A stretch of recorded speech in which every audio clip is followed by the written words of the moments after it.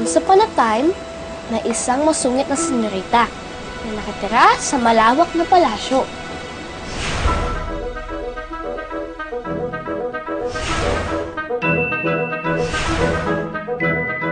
Mainit ang ulo niya at masakit siyang magsalita. Okay, you're fine. Thank you po, ma'am. Now you're fine. Ayoko ng kalat, ayoko ng magulo. Go back to work! You will all go, and you will all be fired. Hanggang sa isang araw, nawala sa kanya ang lahat.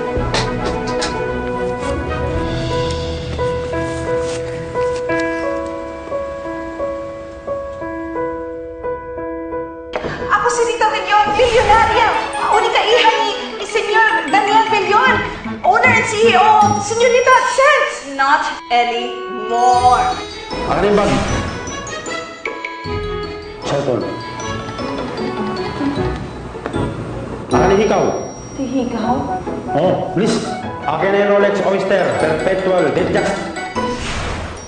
Buti na lang, may 5 duwende ang nagtiyagang makipagkaibigan sa kanya.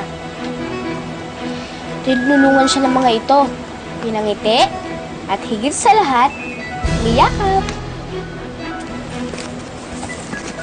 Patawal ko! Tulungan niyo ako, may mahabol sa akin eh. Hindi po namin kayo kayang pabayaan.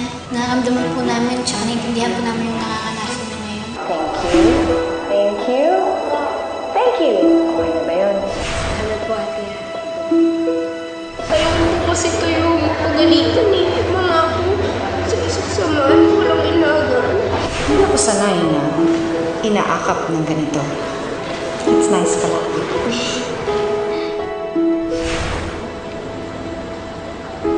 Isang araw, matatarayan ng senyorita ang pinakamaliit na duwende. Magtatampo sa kanya ang mga bago niyang kaibigan. Ikaw ang kumuha nito? So stupid into thinking na pagkakatiwalaan ko kayo. Magnanakaw ka! May iwang mag-isa ang masungit na senyorita. Doon niya may isip kung gaano kahalaga sa kanya ang mga duwende.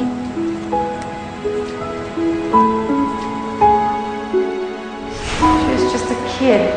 Sensitive kid. Apparently. Maybe I should have dealt with her differently. Although, napaka-sweet ng reason niya.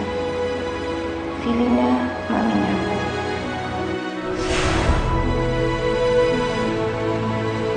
Kaya, nang makita muli ng senyorita ang mga duwende, tuwang-tuwa siya.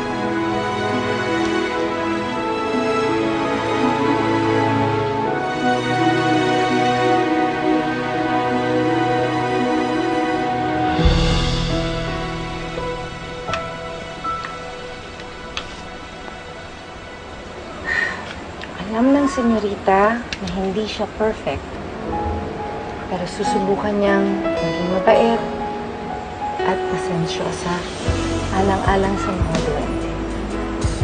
Ang gusto lang ng senyorita ay yakapin siya ulit ng mga duwende.